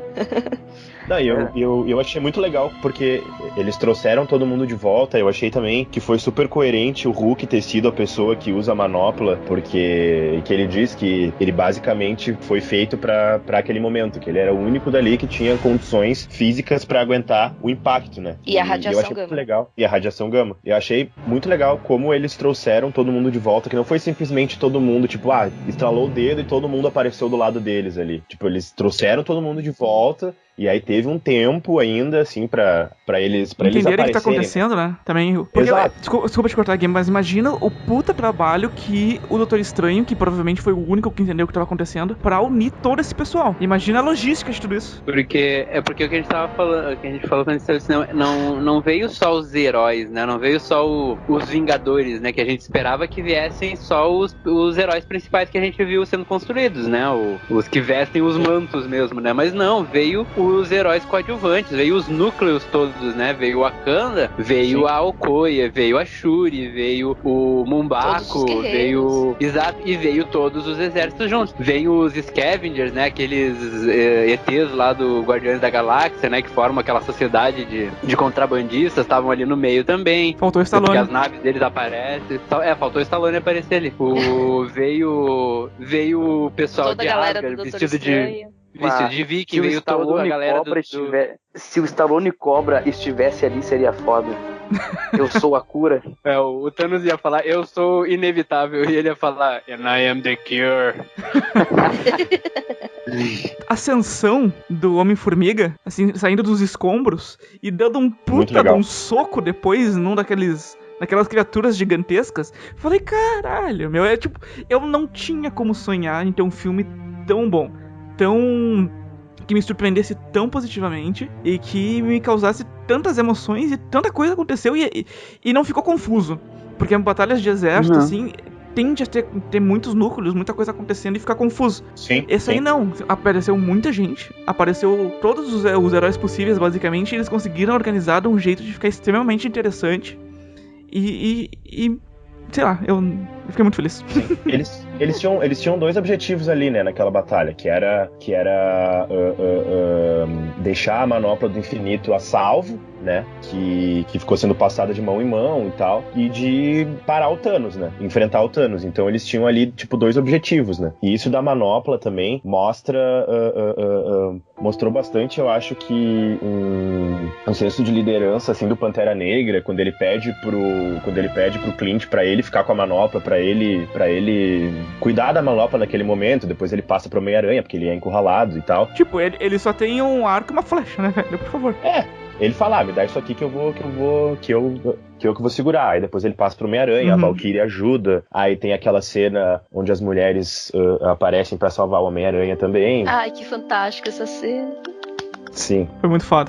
O cinema foi uma loucura, né? Sim. Incrível. E a hora em que o Capitão América fala, o Avengers Assemble também, essa hora foi foda. Essa hora, eu e o Gustavo, mundo, a gente teve um chilique no cinema.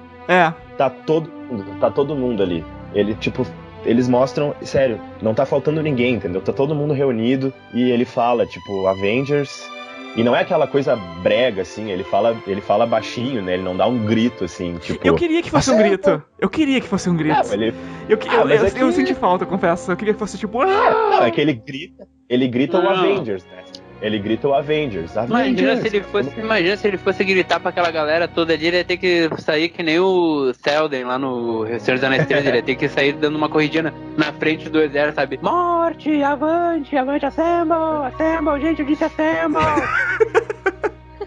Ele fala no ouvidinho ele fala no teu ouvidinho, Gustavo. Assemble. É que todo mundo já veio com ponto eletrônico lá. É só pra levantar o pinto. Yuri, eu tava com o pênis ereto há pelo menos há 2h30. Não, é. Eu nunca tive uma ereção tão longa assim. Passa o filme inteiro. Pau duro. Não, exato, tá louco? Então tem essa puta batalha épica, né? E tem um dos momentos que eu achei sensacional, que eu não achei nem um pouco forçado, que é quando o Thanos manda a chuva de não sei o que, chuva de morte, aqueles nomes... Chuva de fogo. E começa, né? Raio. Aí eles param a chuva e estão apontando pra cima. Daí eu juro que eu pensei? Primeiro, bom, acabou a munição, né? Acabou a energia. Aí eu vi eles apontando, bom, deve estar vindo alguma coisa. Eu vi a coisa descendo e falei, bom, deve ser o pessoal do espaço que tá vindo pra ajudar. Aí depois eu pensei, é um meteoro. Tipo, tudo em questão de segundos, assim, né? Eu falei, é Capitão Marvel. Que bacana. Que legal, cara, faz todo sentido. Agora chegar e destruir a porra da nave. Achei muito bem utilizado. Incrível. Muito foda, muito. É um míssil humano. Também volta aquela coisa que a Joana tava falando no começo, né, que ela vai pra enfrentar o Thanos, e pra não ser uma coisa tão OP assim, mostra todo o poder de estratégia do Thanos em tirar a joia do poder da manopla pra conseguir acertar a Capitã Marvel, né? Aquela cena é muito legal também. Deixa eu só fazer agora pegar e fazer no grupo que eu tenho, o Vitor e o Brenner, acabei de receber uma mensagem do Vitor dizendo, não curti tanto o filme. Eu só queria dizer uma coisa pra ti, Vitor. Nossa amizade de 18 anos terminou neste momento, seu palhaço. Tá, e tu não merece eu te chamando de amigo, tá, seu bosta. Tu disse que o Vitor não tá participando desse podcast, porque ele não é digno, ele nunca pegaria a Mjolnir. Não nunca. Esse momento do Mjolnir, ali do Capitão América, foi um momento que todo o cinema gritou e aplaudiu, cara. Foi muito bonito de ver isso no cinema. Essa hora foi incrível. Emocionante. E achei legal como ele já chega dominando direitinho, né, a Mjolnir. Controlando os raios e acertando tudo, né, como se ele já empunhasse há muito tempo. Mas o Odin adrenalina, tinha dito. O Odin tinha dito, quem levantar essa merda aqui vai ter o poder do Thor. Sim, mas daí entre ter o poder e conseguir controlar o poder tem, né, uma curva de aprendizagem. O cara é o Capitão América. Ô, Joana. Pois não? É a mesma coisa do dirigir bêbado. Entendeu? Tu vai ali, na adrenalina. Mas assim, a adrenalina. Tu não sabe o que tá acontecendo. Naquele momento pode matar alguém ali, tá? Mas eu achei muito que no final ele ficou, né, com o Mjolnir, né? Ele não devolveu pro Thor, ele ficou com o Mjolnir. Tanto que ele viaja no tempo com o martelo. Não, na verdade, assim, é um dado momento Só um segundinho. Deixa eu fazer uma ressalva. Não dirijam bêbado, gente. Eu tô brincando, uma piada. Por favor, pode continuar, Joana. Em um dado momento da luta lá, eles até trocam, né? O Capitão tá com o machado e o Thor tá com a Mjolnir, aí o Thor para e fala, não, você fica com o pequeno. Sim. Não, e o Thor, eu gostei que o primeiro golpe do Thor contra o Thanos é pegar a Mjolnir, tocar pra cima e usar como se fosse uma bolinha de beisebol com rompe-tormentas, né? Sim, incrível. Mas assim, eu acho que eu esqueci de falar que também a cena em que os três vão pra cima do Thanos lá no começo, em que o Thor pega os raios e pega os dois, as duas armas, aquela cena eu achei incrível também, assim. Espetacular. Os raios penteando o cabelo dele, bagunçando o cabelo dele, na real, penteando a barba e passando por dentro dele, e ele ergue os dois braços e tipo, vem os dois, vem o Stormbreaker de um lado e o Mjolnir do outro, e tu pensa, caralho, tipo... Eu nunca iria me perdoar se a gente esquecesse de falar da cena com a Viúva Negra e o Gavião Arqueiro. É verdade. Eu tava fora da linha do tempo nossa aqui, mas a gente precisa comentar dessa cena. Que coisa incrível. Entendeu? O que eu imaginava? Falei, sei lá, eles dois vão pular juntos e os dois vão sair e pegar joia, sabe? Eu imaginei algo do tipo, que eles não iam matar a Viúva Negra ou o Gavião. E cara, quando ela faz isso e tu vê o corpo dela, uma cena que poderia ter sido repetitiva, porque é uma cena muito parecida com a do Thanos, né? Obviamente, com coisas diferentes, momentos diferentes. Que cena maravilhosa, que momento maravilhoso, e que pena que ela tá saindo desse universo. Não sei se saindo, né? Porque vai ter o filme dela, o filme solo dela no ano que vem, que provavelmente vai ser um prelúdio, né? Provavelmente vai contar a história dela antes dela entrar pra SHIELD. Mas também acho que, a não ser que o filme seja um puta de um sucesso, eu não sei se vai ter mais que um filme, assim. Eu acho que não. Mas será que a gente finalmente vai ver o que diabos aconteceu em Budapeste? Tomara, né? Seria legal. Porque eles fizeram referência disso de novo nesse filme. Sim. Mas eu ainda acho que o filme de origem dela vai ser tipo origem dela. Não sei se acho que o Clint, se aparecesse, ele seria até seria antes do Clint, sabe? Quando ela tava na KGB. Se bem que seria um filme muito legal, pensa só se ela fosse um filme de origem em que o Clint fosse um vilão pra ela, né? No caso, contratado pra matar ela e tal. E eles dois ficassem tentando se matar e depois eles passassem a ser amigos no final, né? Seria meio clichê, mas eu ia gostar de ver esse filme. Eu já tinha comentado no grupo em off ali, acho que algumas semanas atrás, que esse filme da Viúva Negra solo, ele tem que ter uma pegada tipo do Atômica, com uma fotografia meio fria, assim, uma pegada de espionagem e tal. Eu acho que faz mais sentido realmente com o que a personagem vem apresentando, né? Porque tem tudo a ver. A Viúva Negra é uma espiã acima de tudo. Exatamente. Uma personagem que eu pensei que não fosse ter tanto desenvolvimento assim foi a Nebula, que ela foi a personagem um dos fatores principais pro filme ter a batalha final que a gente tá falando. Ela foi o gancho pro Thanos de 2014 em encontrar os Vingadores, né? Achei interessante porque a Nebula da linha do tempo, da nossa linha do tempo, vai lá pra 2014 e aí ela se conecta automaticamente no mesmo Wi-Fi que a Nebula de tá usando e começa a dar interferência. Então meio que ela é o estopim pra tudo isso acontecer. Eu achei muito bem sacado, assim, porque não teria como enfrentar o Thanos, ter uma batalha final do Thanos se o Thanos realmente não viajasse no tempo, né? E não ficou nem um pouco forçado, eu achei que foi muito bem construído isso. Sim. E que bom, e eles deram um jeito da Gamora voltar pros Guardiões. Pois é. Acho que essa vai ser a quest inicial do Guardiões 3, né? Eles procurando a Gamora. Sim, no final, né? Tem vários finais, assim, de cada arco. No final é o Thor subindo na Milano e aparece o Peter olhando, procurando, né? Fazendo reconhecimento facial da Gamora. Então, realmente, provavelmente vai ser bem no início deles, assim. Eu não entendi direito o que houve, na verdade, em relação à Gamora, porque a Gamora que veio é a de 2014. E aí? Ela morreu junto ficou? Ela ficou. Ela ficou? Ela ficou nessa... Só que ela não se juntou com eles, né? Ela deve ter fugido depois da batalha. É o que dá a entender, pelo menos. Porque ela não conhecia o pessoal, né? Mas se eles vão atrás da Gamora, que teoricamente está dentro da Joia da Alma, eles podem resgatar também a Viúva Negra? Não. A Gamora não tá na Joia da Alma. A Gamora é de 2014. Que ficou no presente. Porque é legal, e olha só, uma das coisas que eu achava muito legal, assim, na dinâmica dos Guardiões da Galáxia, era realmente a dinâmica, do Peter tentando conquistar a Gamora, que era uma coisa que ficava meio que resolvida no final do Guardiões 2, né? Sim, então, porque eles já estavam juntos e tal, e aí você reseta isso daí e começa a tensão tudo de novo, né? Exato, eu acho legal, você dá a chance deles começarem de novo e talvez com um resultado diferente, porque agora que a gente já viu como é que é quando eles ficam juntos, sei lá, vai que agora eles não dão certo, sabe?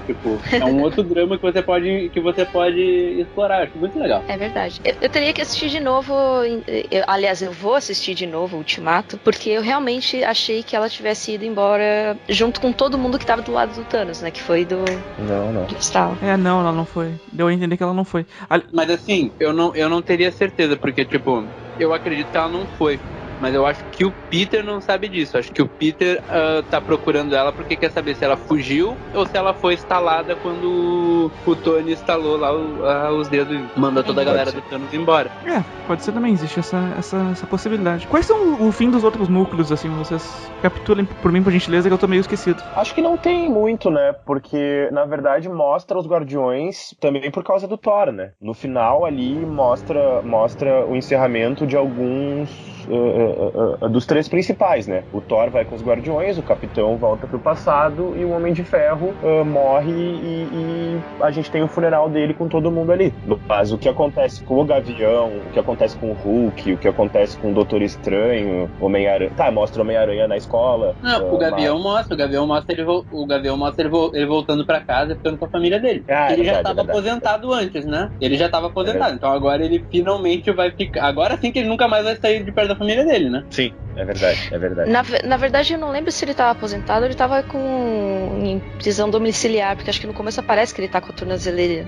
Sim, Ele tava aposentado já ele se aposenta no final do Era de Ultron, daí ele sai da aposentadoria no Guerra Civil pra ir lá ajudar o pessoal, e daí ele entra em prisão domiciliar por causa disso, e daí ele fica com a família dele. Certo. Eu acabei de ver aqui no Nine Gag uma piadinha que era dizendo assim: eu acabei de perceber que o Tony quase morreu porque o Thor pegou toda a comida. E de fato, o Thor, no Guerra Infinita, ele pega um monte de suprimento, né? Pra ir com o Rocket.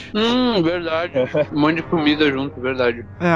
Gente, essa cena do funeral com o Arc Reactor. Antes da cena do funeral, tem a cena do estalo do Tony, que ele fala a mesma frase que ele fala lá no comecinho, no primeiro filme, I Am Iron Man, que no primeiro filme ele falava numa posição de tipo, eu sou melhor do que todos vocês. E nesse, agora pra encerrar, ele fala I Am Iron Man, mas você percebe que ele fala de um jeito de tipo, eu sou Homem de Ferro, eu consigo salvar todo mundo. Ele fala com uma humildade, né? Essa evolução dele é muito boa. E não só com humildade, mas eu não sei se vocês repararam, mas ele demora pra falar. Ele fala, ele não só tá cansado, obviamente, mas ele demora pra falar porque ele tá assimilando porque ele sabe que é a última coisa que ele vai falar, né? Então ele demora um pouco antes de falar o Iron Man, né? Ele demora, ele pensa um pouquinho, ele chega a dar aquela olhada assim. Daí ele fala, né, Iron Man. E daí ele estala. Quase dá pra ver na cara dele,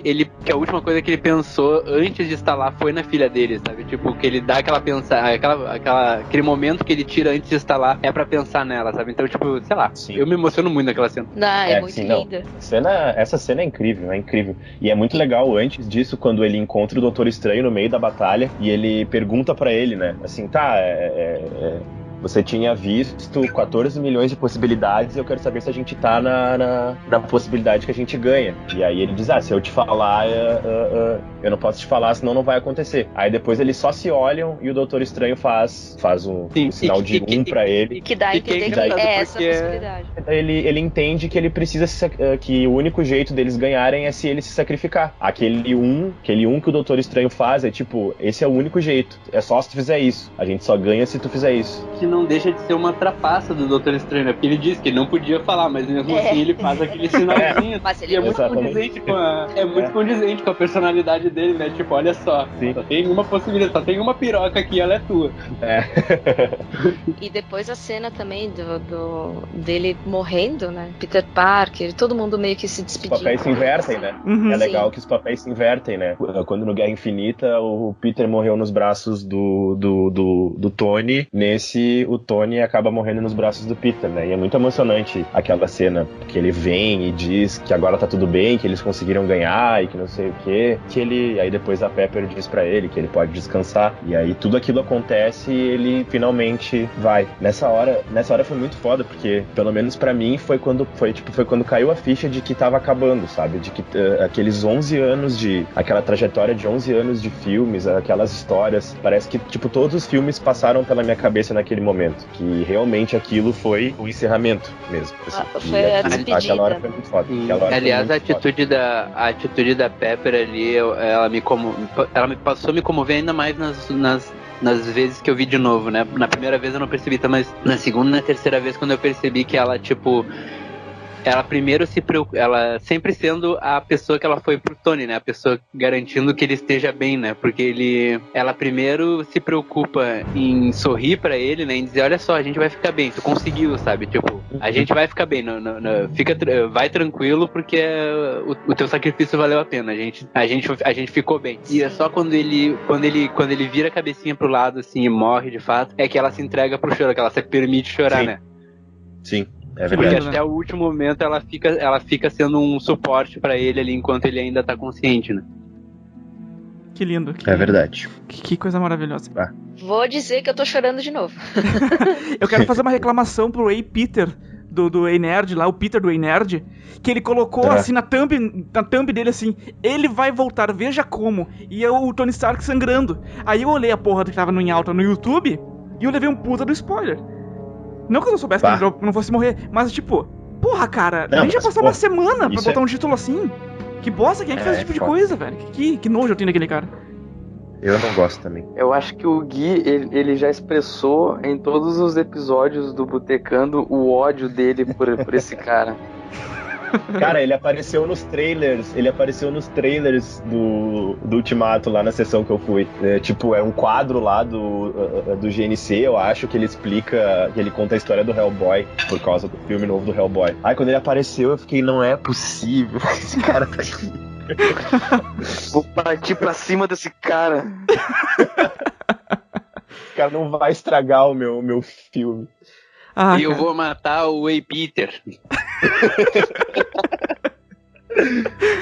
Ai. Eu já tava chorando, a gente já tinha perdido 2 quilos só de lágrima nesse filme, e ainda no final teve a cena do funeral. E aí tem o Arc Reactor, assim, sabe? Prova que o Tony Stark tem um coração. Ah, velho. Eu tô me emocionando de novo, cara. Porque lembra. Todo mundo ali. É que remete, né? Até o Homem de. Acho que foi o Homem de Ferro 2 que aparece, né? Não, é o Homem de Ferro 1. É no 1 ainda. Pô, então. Tipo. Tudo faz uma referência lá no início, daí tu vê, quanto tempo aqui, né? A gente falando assim, pô. É muito emocionante.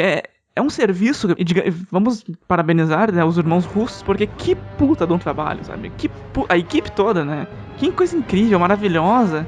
Um dos irmãos aparece no início do filme, né? Sim, na cena lá do centro de reabilitação lá do Capitão América. Isso, aliás, inclusive, eles terminam o ciclo deles de introduzir todo mundo do community, né? Nesse filme, né? Porque eles já tinham introduzido o Abed, agora não sei se é o nome, o carinha que é o principal, a guria, e daí agora nesse aqui eles botaram o Sr. Shaw lá, que eu me esqueci o nome do ator, e a outra menina que eu não esqueci o nome, que ela aparece no elevador lá nos anos 70 lá, até denuncia ele pros militares depois. Mas enfim, são todos os atores do community, né, que eles dirigiram. E no Homem-Aranha também aparece o Danny Glover.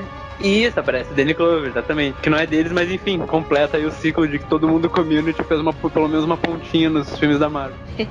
Faltou o Chevy Chase. Mas ele brigou com todo mundo, então não faltou não. Aquela cena na base, quando eles voltam pra 1970, o pessoal, quem entra no elevador é alguém relevante? Logo quando eles chegam, que eles... Eu acho que ela aparece na Agente Carter, não aparece? Não nessa cena. Quando eles chegam, que eles ficam perguntando onde será que tá? Aí eles falam, no lugar mais óbvio, né? Hiding in plain sight. E aí entram 2 caras no elevador. O Homem de Ferro ativa o óculos lá e vê que tem um elevador que vai pro lugar secreto. Eu acho que não. Acho que ele não era ninguém importante. Eu acho que não. Eu não lembro dele também. E é bonitinha aquela cena do Homem de Ferro com o pai dele também. Eu achei bonitinho. Sim, é muito eu não me perdoaria também se eu esquecesse de dizer o quão foda a Feiticeira Escarlate tá nesse filme. O quão foda e o quão subutilizada de novo. Primeiro podcast do Botecando que eu cheguei pra participar, eu cheguei reclamando disso e continuo. É verdade, ela poderia ter sido muito mais útil, né? Bem que não era um filme pra ela, né? Mas... Se você for pegar, nos quadrinhos, assim, ela tem poderes de, sei lá, alterar a realidade, né? Um negócio muito... E ela começa a usar com o Tony lá no Era de Ultron e depois eles nunca mais retomaram isso. Exato. Ela, inclusive, é a que faz o Tony ter a visão desse futuro pós-apocalíptico que aconteceu, né? Uhum. E depois eles nunca mais retomaram isso, né? Ela se tu for pensando em retrospecto, ela que meio que causou tudo isso, né? Porque ela causou aquela visão, o Tony ficou paranoico, criou o Ultron. Ó, olha só, eu tenho uma contribuição aqui, que eu tô lendo uma matéria em que os irmãos Russo tiram algumas dúvidas que ficaram sobre o filme, né? E o que a gente estava falando sobre o Capitão América ter afetado a linha do tempo ao ficar no passado, eles dizem assim, ó, a viagem no tempo neste filme criou uma realidade alternativa. Ele viveu uma vida completamente diferente naquele mundo.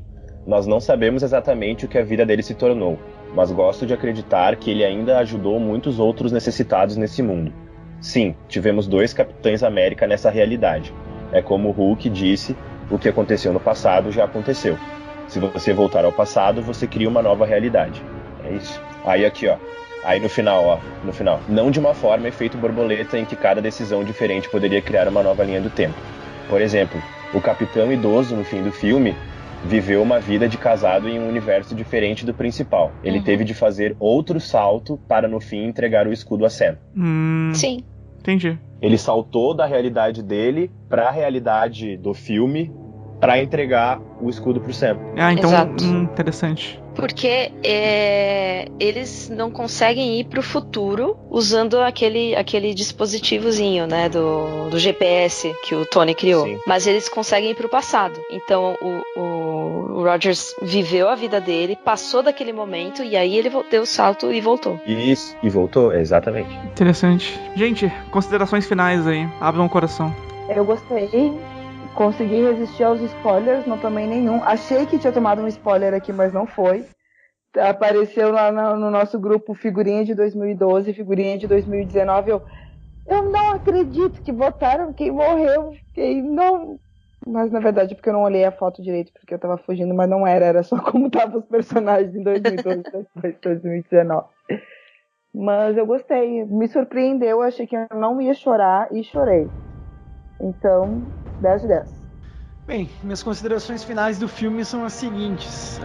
Eu confesso que eu preferi o Guerra Infinita, porque eu sempre gostei mais dessa ideia dos Vingadores como um embate de titãs, e teve muito mais isso na primeira parte da última saga. Mas o filme dos Vingadores é muito bom, ele é um fanservice. Eu confesso que eu sou muito chato com isso, eu sempre fui muito receoso com essa coisa de os serviços pros fãs, ficar mostrando um monte de coisa ao mesmo tempo. Mas eu acho que pra gente aproveitar esse tipo de filme, a gente tem que relevar. Então eu relevei várias partes que o Chatonildo aqui teria achado chato. Mas o que me fez gostar muito do filme, assim. Percebi que vocês se emocionaram, viam tu e o Eloy chorando e se abraçando e gritando ao mesmo tempo. Mas eu tive o meu próprio jeito de aproveitar o filme. Todos os receios que eu tinha referente a balanço entre os personagens, por exemplo, a própria Capitã Marvel que a gente comentou, achei que ela foi muito bem usada no filme, não foi de nenhuma forma nerfada ou super usada de que ela resolvesse todo o problema sozinha. Então acho que o filme foi perfeito de certas formas, né? Então é uma excelente sugestão mesmo para aqueles que não gostam muito de filmes de super-herói. Nota 10 do filme. Bom, acho que esse filme é tudo que eu esperei, assim, inclusive superou as minhas expectativas, né? Tinha muita coisa que eu não esperava, mas enfim, ele cumpriu todos os requisitos. Ele foi um filme nostálgico que fez a gente lembrar de outros momentos importantes ao longo desses 11 anos. Ele fez a gente se emocionar com o encerramento de alguns ciclos, né, de personagens dos 2 pilares, né, do universo Marvel até então, que era o Capitão América e o Homem de Ferro. E tudo que os irmãos Russo fizeram, todo o cuidado que eles tiveram em fazer um filme perfeito para quem acompanhou todos esses 11 anos, não tem preço, assim. Não tem preço ter vivido essa experiência. Cara, eu fiquei meio que sem palavras, assim, depois que eu terminei de ver o filme. Eu só tenho que agradecer a Marvel, os irmãos Russo, Kevin Feige, pelo todo o esmero desses últimos anos. O filme tem seus defeitos, cara, mas eu não consigo falar sobre eles porque eu me emocionei, fiquei muito feliz, assim, e foi uma catarse. Pra mim ele foi perfeito, assim. E eu espero muito ansioso pelos outros filmes, mas eu acho muito difícil eles conseguirem bater o que isso foi, que o Ultimato foi, assim, pelo menos pra mim, particularmente, né? E é isso, vamos seguir que eu acho que logo tem Homem-Aranha. Acho que em junho, julho tem de volta. Foi um filme que foi um presente, né, pra gente que acompanhou esses 21 filmes ao longo dos 11 anos. Ele equilibrou muito bem drama e comédia, porque teve momentos que eu me matei de rir no cinema também. Então chorei, fiquei tensa, dei risada, ele mexeu com todas as minhas emoções. E foi tudo muito bem amarrado, como eu já falei. Eu acho que essa parte o trabalho da Marvel é espetacular. E ao mesmo tempo deixou os ganchinhos já para os próximos filmes, porque tem coisa a ser desenvolvida com os personagens novos aí que chegaram. E estados novos dos personagens antigos. Por exemplo, o Hulk. Não sei como é que eles vão lidar com isso, se ele vai aparecer de novo, mais pra frente ou não. Eu vou deixar o Yuri pra falar por último, porque ele é o especialista da casa. Na área cinematográfica. Eu me sinto um privilegiado em poder e ter acompanhado toda essa experiência, assim. Eu penso que o Gustavo, lá com seus 8 anos, vendo o Homem-Aranha pela primeira vez, nunca imaginaria essa coisa maravilhosa e louca e gigantesca que esse universo se formou. E eu fico muito feliz, assim, porque se nós estamos falando sobre esse filme nesse podcast, é porque alguma coisa, algum sentimento nele nos evoca. E realmente foi a experiência cinematográfica mais absurda e completa, assim, que eu já tive, talvez na vida, talvez em muito tempo. E esse filme fez eu pensar que talvez o capitalismo funcione.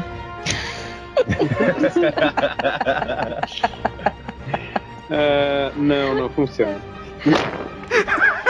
Mas é um bom efeito colateral. Sim. O Yuri de 2008 que entrou pra ver Homem de Ferro no cinema pra passar o tempo, porque tava esperando pra ver uma sessão de Indiana Jones e o Reino da Caveira de Cristal. Não esperava que fosse gostar tanto do filme na época, e ainda mais porque naquele mesmo ano tinha lançado, não lembro se já tinha lançado ou ia lançar ainda, O Cavaleiro das Trevas. Então foi um filme assim que tipo, que eu gostei, me diverti assistindo, mas que na época não dava nem pista, mesmo a cena pós-créditos não dava nem pista do que ia ser perto de outras coisas que a gente estava assistindo naquela época, lá em 2008, especialmente porque era uma época do Batman do Nolan, né? Era uma outra vibe, né, que tava em voga.